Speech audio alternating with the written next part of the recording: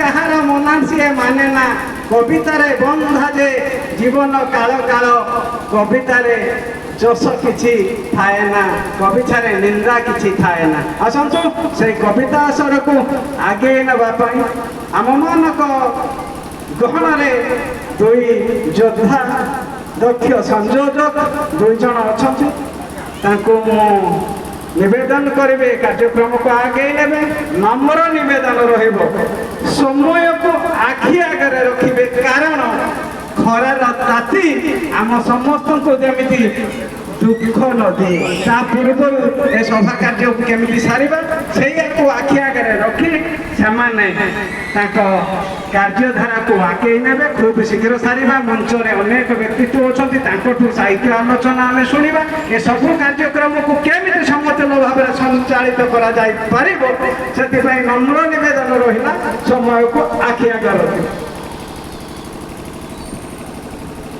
जगन्नाथ स्वामी नयन पथगामी भव तुम्हें हे जगन्नाथ तुम्हें भक्त मान मनमंसार कल्पवट साधनार वाईसी बाहच तुम्हें ललिता मान लालित्य तुम्हें विद्यापति मान विद्या तुम्हें इंद्रद्वन मान इंद्रिय दमन तुम्हें संघर्ष शांति युद्ध शांति समस्त कविकुल को मो बधाई जनाऊँगी कृतज्ञता ज्ञापन करुच्ची।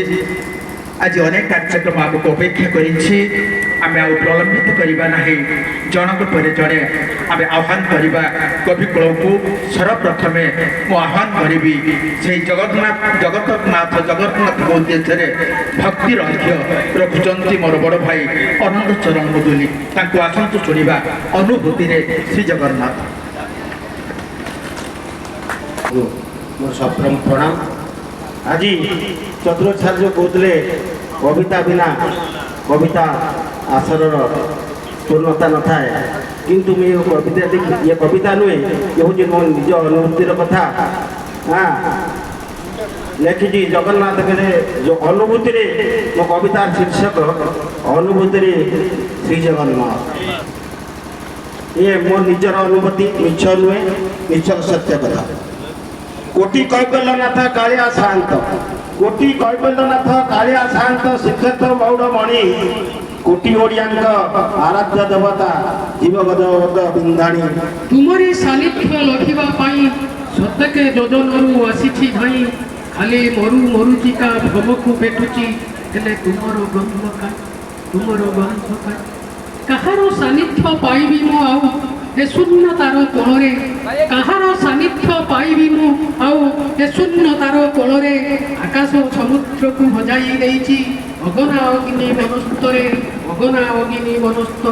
एठी देखुछि मु भालू बाघ गज केते जातिर सरीसृप झिटिपिटी ठारू अहिराज के ताली मारू थाए अहंकार थाए मन मु बड़ साधक पूजक दानिक जीवने नाम जपई मपुरी सेवक आउ कई नाई मुझे धर्म को जिणई तमसा अप्रुत जीवन आमर केतेबा इच्छा करई जगत ठाकुर तांको इच्छा मते आमको सदा गढ़ई। उपस्थित साधक स्रष्टागण सभी को मोर विनम्र प्रणाम।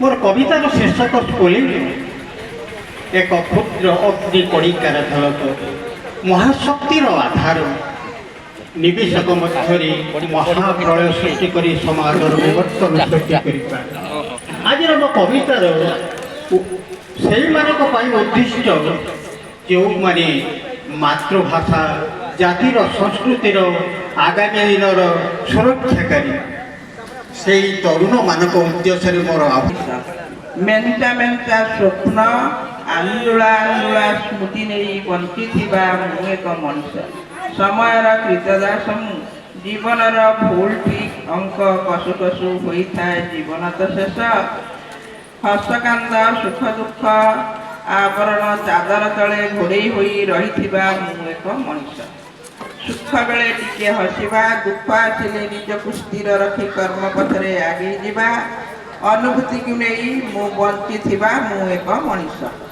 प्रणाम मो कवितार शीर्षक होछि शेष आश्रय ढल ढल नेत्र कुतो देखिदेले थरे नयन मो लुह गड़ी जाए धार धार ঢଳ ঢଳ ନେତ୍ରକୁ ତୋ ଦେଖିଦେଲେ ଥରେ ନୟନ ମୋ ଲୁହ ଗଡ଼ିଯାଏ ଧାର ଧାର।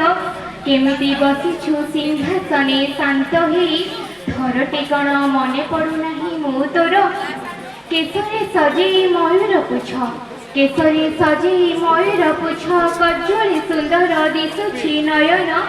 ବଂଶୀର ମଧୁରେ ସ୍ୱର ସ୍ୱରେ ସତେ କରୁଛୁ ସଭିଙ୍କ ମନ ମୋହନ। ଆହେ ମୋ କଳା କହ୍ନି ଯଶୋଦା ନନ୍ଦନ, କେତେ କହିବୁ ଆଉ ତୁଲି। ଜନ୍ମ ନେଇଥିବା ଆଜି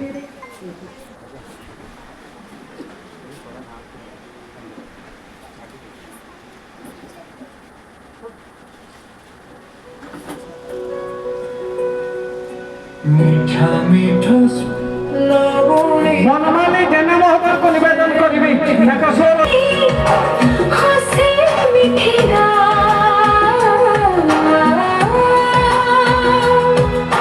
কবিতার ঝরে ঝরে যারনা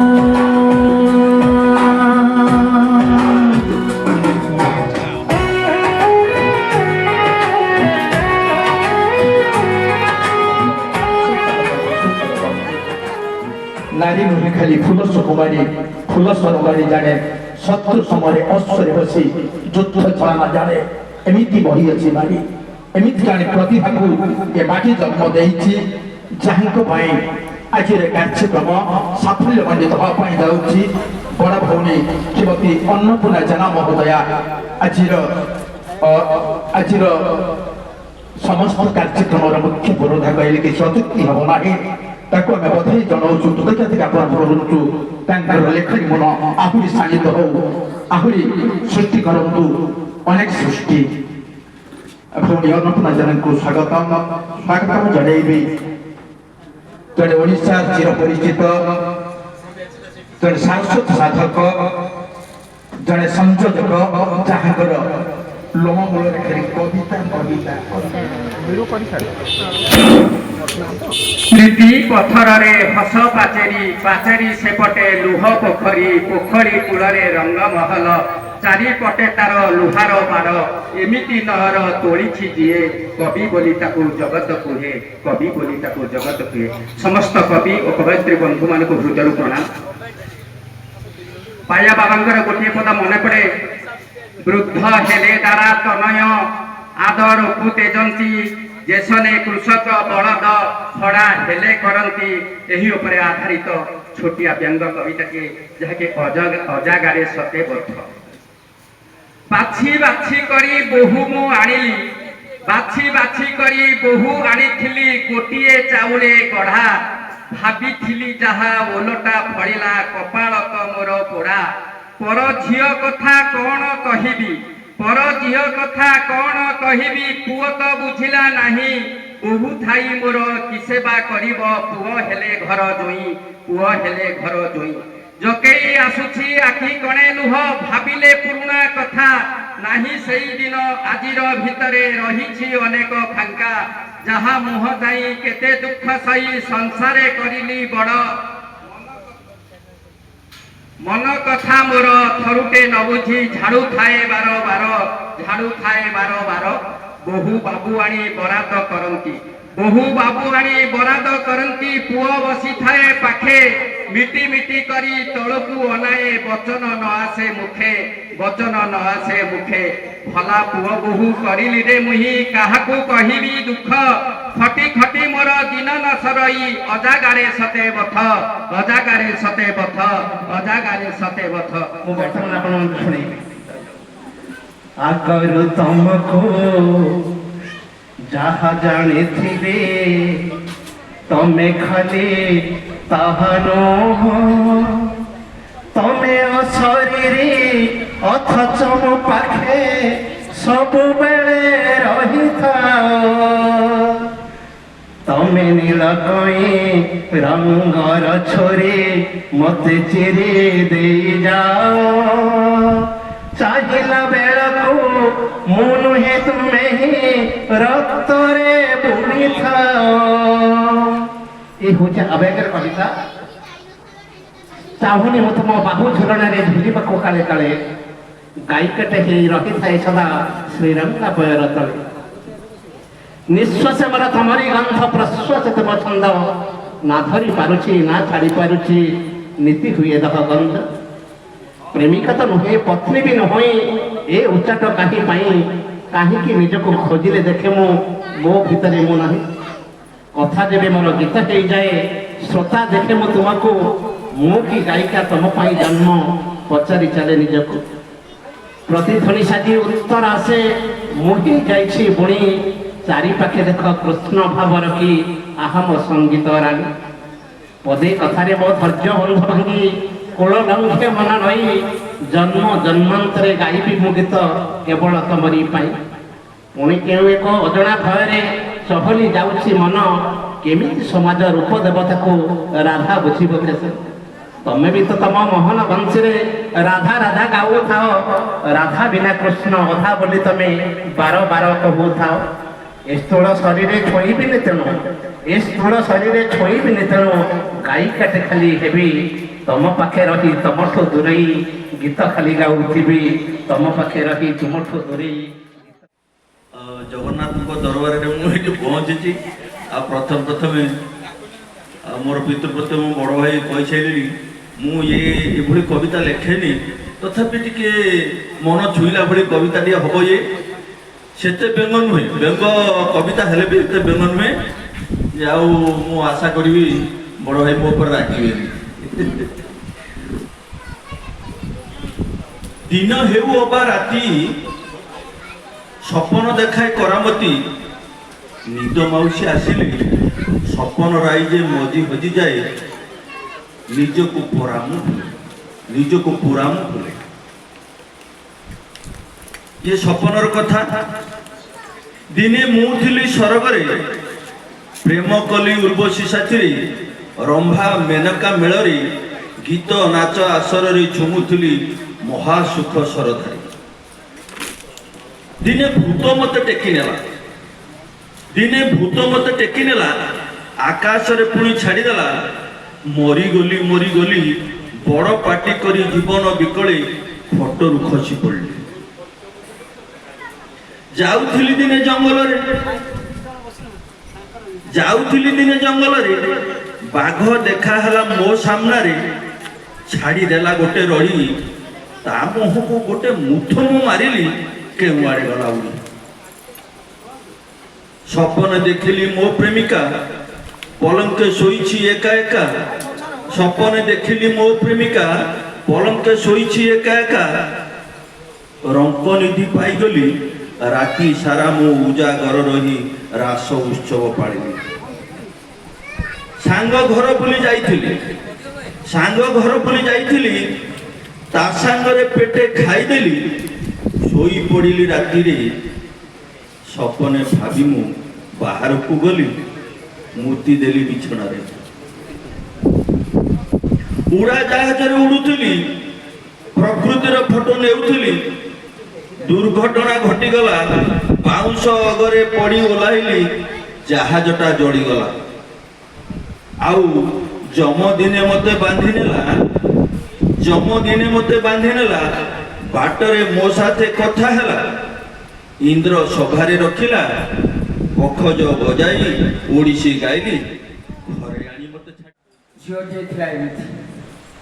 ଗୋରି ଝିଅ ଦେଖି ଭଲ ପାଇଥିଲି, କଥା ହଉଥିଲି ନିତି। ଅନେକ ଥର ମୁଁ ରିଚାର୍ଜ କରିଛି, ତାର ଡାଟା ସରୁଥାଏ ଯେମିତି। ମୋତେ ନ ଦେଖିଲେ ରହିପାରେ ନାହିଁ, ସାଙ୍ଗକୁ କହେ ସେ ନୀତି। ପିତଳ ନୁହେଁ ସେ, ମାର୍କା ଦିଆ ସୁନା 24 କ୍ୟାରେଟ ନିହାତି। ପିତଳ ନୁହେଁ ସେ, ମାର୍କା ଦିଆ ସୁନା 24 କ୍ୟାରେଟ ନିହାତି। ଫେସବୁକରେ ମୋ ଉପରେ ସିଏ ଲାଇକ୍ କିଏ ବି କରୁନି, ହ୍ୱାଟ୍ସଆପକୁ ଦେଖିବାକୁ ଯାଇ ସେ ମେସେଜ ମୋହର ପଡୁନି। 5 ଦିନ ହେଲା କଥା ହେଉନାହିଁ, 5 କିଲୋ ଝଡ଼ି ଗଲିଣି। ତା ସାଙ୍ଗକୁ ଭେଟିଲି, କହୁଥିଲା ସିଏ ମୁଁ ରିଜେକ୍ଟ ଲିଷ୍ଟକି ଗଲି। ସେଇ କଥାକୁ ମୁଁ ଭାବି ଆଜି ଶୋଇପାରୁନାହିଁ ଶାନ୍ତିରେ। ଦିନ ଠାରୁ ରାତି ବଳି ଯାଉଅଛି, ନିଦ ଆସୁନାହିଁ ରାତିରେ। 5 ରାତି ମୁଁ ଶୋଇନି, ଗାଲ ଦାନ୍ତକୁ ଛୁଇଁ ଗଲାଣି। ଆଜି ସକାଳର ଖବର ଏଇଟା, ତାର ବିବାହ କଥା ବଢିଲାଣି। ମତେ ଛାଡ଼ି ତାର ଆହୁରି 7ଟି କାନ୍ଦୁଥିଲେ ତାର ନାଁ ଧରି। ମତେ ଛାଡ଼ି ତାର ଆହୁରି 7ଟି କାନ୍ଦୁଥିଲେ ତାର ନାଁ ଧରି। 4 ଦିନ ପରେ ତା ବର ଆସିଲା ଡିଜେରେ ପ୍ରସେସନ କରି। କାହା ବର ବୋଲି ଦାଣ୍ଡକୁ ଯାଇ ପଚାରି ବସିବା ବେଳକୁ ଭାଗ୍ୟ ବଳରେ ତା ସାଙ୍ଗରୁ ଗୋଟିଏ ଦେଖା ହେଲା ପିନ୍ଧା ତଳକୁ। ତାକୁ ମୁଁ ଯେବେ ପଚାରିଲି ଯାଇ ସିଧା ସିଧା ମତେ କହିଲା, ହୃଦୟ ଦେଇ ତୁ ଭଲ ପାଉଥିଲୁ, ସେ ଆଉ କାହା ହାତ ଧଇଲା। ଏହା ଶୁଣି ମୋର ହୋସ୍ ଉଡ଼ିଗଲା। ଦାଣ୍ଡଟାରେ ପଡ଼ି ରହିଛି, ଟିକିଏ ଡେରିରେ ତା ବର ସହିତ ସେ ଯୋଡ଼ି ହୋଇ ସାଙ୍ଗେ ଯାଉଛି। ଗାଁ ସାରା ସବୁ ଲୋକ ଫେରିଗଲେ, କହୁଥିଲେ କଥା ସେମିତି। ଗାଁ ସାରା ସବୁ ଲୋକ ଫେରିଗଲେ, କହୁଥିଲେ କଥା ସେମିତି। ମନ ଭରି ତାକୁ ଭଲ ପାଉଥିଲା ସେ ଝିଅଟିଏ ଥିଲା ଏମିତି। ମନ ଭରି ତାକୁ ଭଲ ପାଉଥିଲା। তুমি মো প্রাণ প্রণব ওঙ্কার, তুমি মো মন বীণার ঝঙ্কার,